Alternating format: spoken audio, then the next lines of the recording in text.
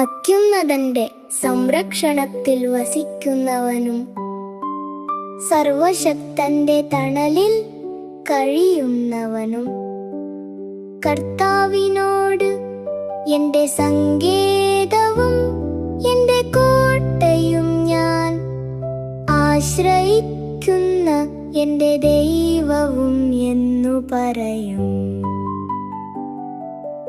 അവിടുന്ന് നിന്നെ വേട്ടന്റെ കെണിയിൽ നിന്നും മാരകമായ മഹാമാരിയിൽ നിന്നും രക്ഷിക്കും.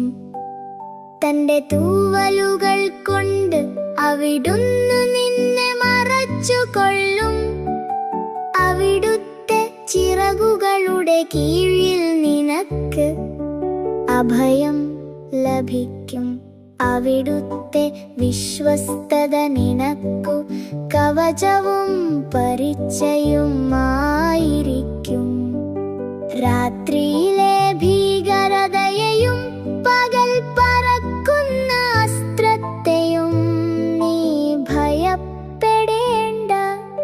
ഇരുട്ടിൽ സഞ്ചരിക്കുന്ന മഹാമാരിയെയും നട്ടുച്ചയ്ക്കു വരുന്ന വിനാശത്തെയും നീ പേടിക്കേണ്ട. നിന്റെ പാർശ്വങ്ങളിൽ ആയിരങ്ങൾ മരിച്ചു വീണേക്കാം, നിന്റെ വലത്തുഭാഗത്തു 10,000-ങ്ങളും. എങ്കിലും നിനക്ക് ഒരനർത്ഥവും സംഭവിക്കുകയില്ല.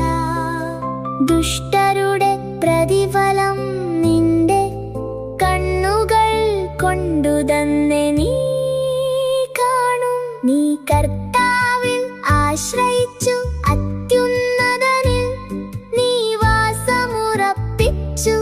നിനക്ക് ഒരു തിന്മയും ഭവിക്കുകയില്ല.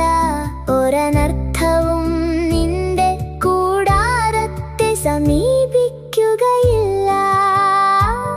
നിന്റെ വഴികളിൽ നിന്നെ കാത്തുപാലിക്കാൻ അവിടുന്ന് തന്റെ ദൂതന്മാരോടു കൽപ്പിക്കും. നിന്റെ പാദം കല്ലിൽ തട്ടാതിരിക്കാൻ അവർ നിന്നെ കൈകളിൽ വഹിച്ചുകൊള്ളും. സിംഹത്തിന്റെയും അണലിയുടെയും മേൽ നീ ചവിട്ടി നടക്കും. യുവസിംഹത്തെയും സർപ്പത്തെയും നീ ചവിട്ടി മെതിക്കും.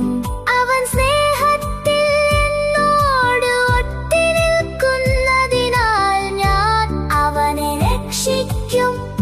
അവൻ എന്റെ നാമം അറിയുന്നതുകൊണ്ട് ഞാൻ അവനെ സംരക്ഷിക്കും. അവൻ എന്നെ വിളിച്ചപേക്ഷിക്കുമ്പോൾ ഞാൻ ഉത്തരമരുളും. അവന്റെ കഷ്ടതയിൽ ഞാൻ അവനോടു ചേർന്നു നിൽക്കും. ഞാൻ അവനെ മോചിപ്പിക്കുകയും മഹത്വപ്പെടുത്തുകയും ചെയ്യും. ദീർഘായുസ്സു നൽകി ഞാൻ അവനെ സംതൃപ്തനാക്കും. എന്റെ രക്ഷ ഞാൻ അവനു